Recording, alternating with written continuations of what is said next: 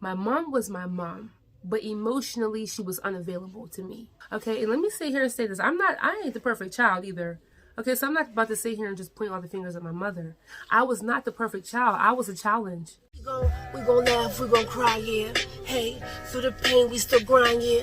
Hey, I see they ways, still act blind, yeah. Hey, and take the blame every time, yeah. What's happening, y'all? It's Nefertiti, and I'm back with another video. Hey, hey, hey, okay. Hey, okay. What's happening, y'all? Welcome back. Come on in. I'm saying come on in like it's alive. Welcome back to my channel, guys. So today I'm going to be doing something slightly different. It's kind of like a story time. I had a subscriber ask me to tell a story about my parents growing up, because before I had mentioned in one of my videos that me and my mom didn't have the best relationship growing up. So she wanted me to talk about my parents. So let me first start by saying that my dad passed away when I was 14 years old. And the things that I went through with him, like, he ended up changing. So he wasn't always like this. And my mother is alive still, and she's a whole different woman now. She's a woman that is rooted in Christ. She's walking with God, and she's just not who she used to be. So if you guys ever see her come on my channel, please don't like bash her or come at her neck or nothing like that, because she's not that person no more. But this is a part of my story. Now, I ain't gonna lie, I really wasn't ready to start telling about my childhood yet. You know, I wasn't ready for that yet, because I really don't want to seem like I'm coming at no one's neck, but at the same time, I understand that it may help y'all, so I'm gonna go for it. If you guys hear music in the background, please forgive me. My sister's my neighbor, and her kids is over there jamming, okay? My nieces and nephews. So, let's get started. Okay, so, I'll just start with, like, how I grew up and kind of get into, like, my parents a little bit, because I'm gonna do a part 1 and part 2. So I'm not going to say too much, but I'm going to say just enough for this one. Okay, so I'm 27 years old. I was born in 1994. My mother has 5 kids, and my dad had about like 11, I believe. Maybe more, I don't know. You know, because I start finding stuff out later on in life. But yeah, so my dad had quite a few kids, but by the time that I was born, all of my brothers and sisters on my dad's side were already grown. They were already adults. I am the baby on my mom's side, and I am the baby on my dad's side. Now, let me start by saying that my mother had me with her tubes tied and burnt. My sister is a year and 10 months older than me, and when my mom had her, she got her tubes tied and burnt. And then she ended up getting pregnant with me, you know. And it's just, I was meant to be here, you know. God was like, "Oh, one more for ya, one more for ya." But yeah, it was my mother and Dad's relationship was not the best growing up. I mean, like, ever. I'm talking about from the time I was little. Like, I can remember until I got in my 20s. Okay. And I used to wonder what it was. You know, it was just like, I can just tell that my mom didn't care for me as much. I knew that she loved me. Don't get it twisted. But I just wasn't, let's just say I wasn't her number 1 pick. We'll say that.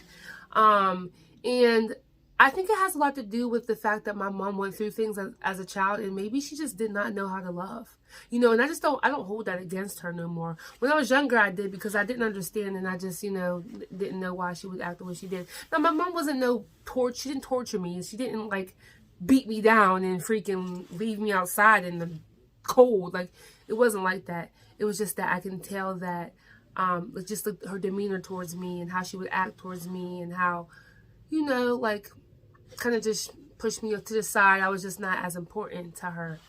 That's how I felt. And that kind of hurt my feelings. Like, that really hurt me, because all I wanted was just to be loved. And I didn't feel loved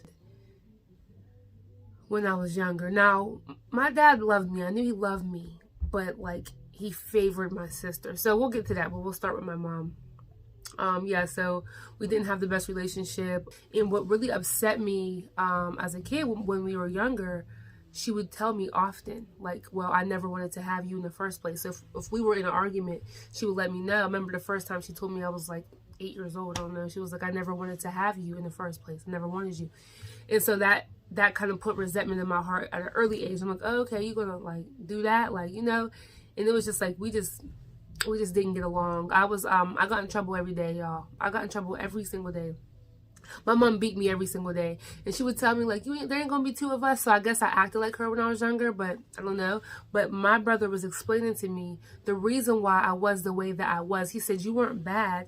He said, you didn't get attention, so you did bad things to get attention. He said you didn't care what kind of attention you got, you just wanted someone to pay attention to you. And that's what it was. I was a baby. I didn't really get much attention. I wasn't really like favored. I wasn't really, you know, I was just always put to the side. I would get called names, and my family would put me down a lot. And so I was so mad at my mom because, one, I'll say this, my mom also was addicted to a drug, and it has a lot to do too with her mindset and the type of mother she was. And I knew if she wasn't addicted to no drugs, she would be better, but back in the day it was just different. So I was upset with the fact that she was addicted to it, I guess. I was upset about that. I was upset with the fact that I just felt like she did not love me. I didn't know why. Like, I just didn't know why. I always wanted to have her approval. I always wanted her to accept me. I looked up to my mom. You know, she was like freaking Barbie to me. Okay, because this is beautiful, and she's just the bomb. You know, she's always been the bomb in my eyes. And so there was just like a lot of like tension between her and I. And I moved out like 14 years old. My dad passed when I was 14 years old, and I moved out of the house at that time as well, because I knew me and my mom were not going to get along. I just knew it, and I'd rather not be around her all like that, and you know, I just didn't want to do it. So I ended up moving with my brother's baby's mom, and I was, you know, I still was able to be a kid, but I was very independent at an early age. When I realized that I really didn't have nobody besides God, I knew I had God, you know, but besides God, I did not have nobody. Like, I didn't have my mom, I didn't have my dad. I just felt like a motherless child. I really did. My dad was a great dad. I can't take that from him. He was a great dad. He tried his best in every way. It was just that he favored my sister, and you know, he made it known through his actions that my sister was his favorite. And sorry, just a little fly, whatever that is. He made it known that my sister was his favorite.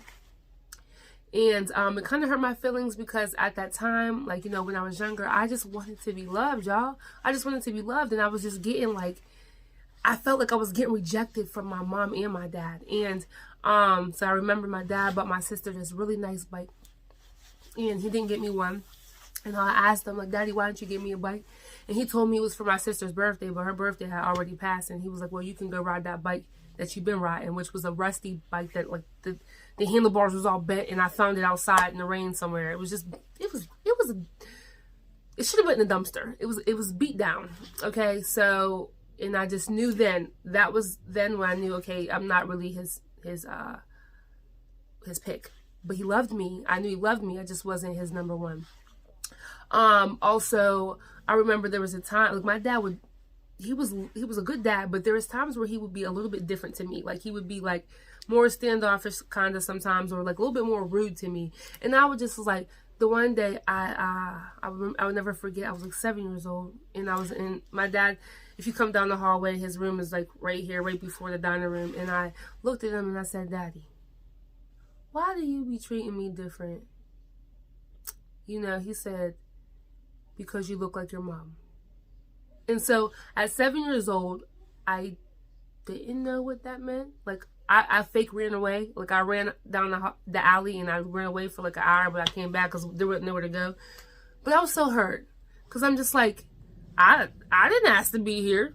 I just came. Y'all did what y'all did, and I came here. I did not ask to be here, and I do look just like my mother, and I couldn't help that. So it was like whatever he had against my mom, he kind of had anger towards me. Not too much anger, but resentment towards me because I looked like her. And so seeing me every day was seeing her every day. So that would cause him to act a little, you know, just different towards me. Not as like my sister was like his shining star, and I can just tell like he loved both of us, but that was his like his baby, okay? But when I got into middle school, he stopped acting like that. So I believe God did something in his heart. He no longer like had no type of like resentment towards me or whatever he had towards me. He treated us fairly after that, so I didn't have to worry about that no more. But I always loved my dad. My dad was, you know, he was a great dad. You know, I just can tell he had a favorite. And I'm not gonna lie to y'all. The way that like my parents were towards me, like I just felt like my mom rejected me. She pushed me away. My dad kind of like, he loved me, but at the same time was like, you look like your mom, so to you. And I just felt so alone. I knew it was gonna come to a point where it was like, you're really on your own. And how like my mother's rejection, all I wanted was acceptance for her, like from her, like literally all I wanted was acceptance from her. But her rejection just led me to do other things that I shouldn't have been doing. And just like I wanted to get her attention so bad, y'all. But okay, so this is when I really knew that my mom, like I always knew that like I just wasn't her cup of tea. I always knew that. But it really hit me more so when I got older and I was in sports. Well, I played lacrosse. I played one sport. I played lacrosse. I was in about like 8 musicals. I was in like senior choir in high school. Varsity cheerleading. Y'all, I did a lot. I was very involved in school. I was very involved in like, you know, activities in school. And my mom came to one play. Look, each of the plays are 3 days. So I think she came to a play that she came to like for 2 days. One of the plays for like 2 days or maybe 1 day. And she came to one lacrosse game. In one game when I did cheerleading for varsity, she did one game. That's it. Nothing else. And I used to see how she would support my brother. She would be at all my brother's football games. She'd be at my brother's basketball games. She like supported my brothers, and she was like the #1 mom. You know what I'm saying? She's out there yelling and rooting and hollering, and I would look into the crowd, and I ain't never had nobody out there for me. And y'all, that hurt me. My feelings was hurt because I didn't have nobody supporting me. I just like, you know how it feels to like be like in front of like when I was in a musical, to look into the crowd, you don't have not one person there for you. Like my grandfather, he used to come here and there. He would come to my musicals, but I was more hurt because I wanted my mom to be there. It's like I just felt like she missed out. Like I had to do whatever I had to do as a kid, and I didn't have the support that other kids had. Their parents gave them. I didn't have that. So, you know, yeah, it's hard, but I forgave my mom. Like, I was like 17 years old. I remember I was starting to go through like these church conferences, and the Holy Spirit, God was really like touching my heart really heavy at this time. And God was like, you got to forgive your mom. I said, man, you know what? I forgive her. Despite of what may happen again, despite of what goes on, I gotta forgive that woman, and I decided to forgive her. And see, forgiveness is not just one time. Sometimes you have to forgive people over and over again. My mom was my mom, but emotionally she was unavailable to me. And I felt like she missed out on me growing up. Like she just missed it. Like she missed me becoming who I am. She just missed it. It's just gone. Like didn't really support what I did. Didn't really never really was supportive of me, or never got a really I'm proud of you, or just never got that. And I just had to learn to forgive, y'all. If you're struggling with maybe like holding on to what your parents did or what someone did to you as a child, I learned I had to forgive her because I wanted to be better. If I held on to the pain, if I held on to what happened as a kid, I knew I wasn't really going to get too far because I would still have that pain in my heart. Okay, and let me sit here and say this. I ain't the perfect child either. Okay, so I'm not about to sit here and just point all the fingers at my mother. I was not the perfect child. I was a challenge. I was. I got in trouble a lot by her, But it was only because, you know, I didn't know how else to get the girl's attention, sis. I didn't know what else to do. If I gotta be bad and just to get you to look at me, I'ma do it. But yeah, I wasn't the best child either. So I don't want to, you know, ramble too much because I do have a part 2. But I will say this, y'all. I will say that I am growing. I am growing every day. I actually live with my mom. That's crazy how God does things. You know, God does things because I told you I moved out at 14 years old. I came back to my mother at 17 just so I can graduate high school. I graduated, a year later, and I went to college. And after college, I just ain't come home. But with my last relationship, the things that went on in that relationship, I ended up having to come home. You know what I mean? And God is just so, the way he works in mysterious ways, he did it so we can have a relationship. And I thank God for that. He did it so we can have a relationship so that, you know, I can't run from her, she can't run from me. So that's a blessing. But I want you guys to stay tuned. Okay, I want you guys to stay tuned and watch part 2. Because there's so much I want to tell y'all, but I don't want to get into too much of the juicy stuff because I really want y'all to watch the second part. So stay tuned. I love y'all. God bless y'all. See ya.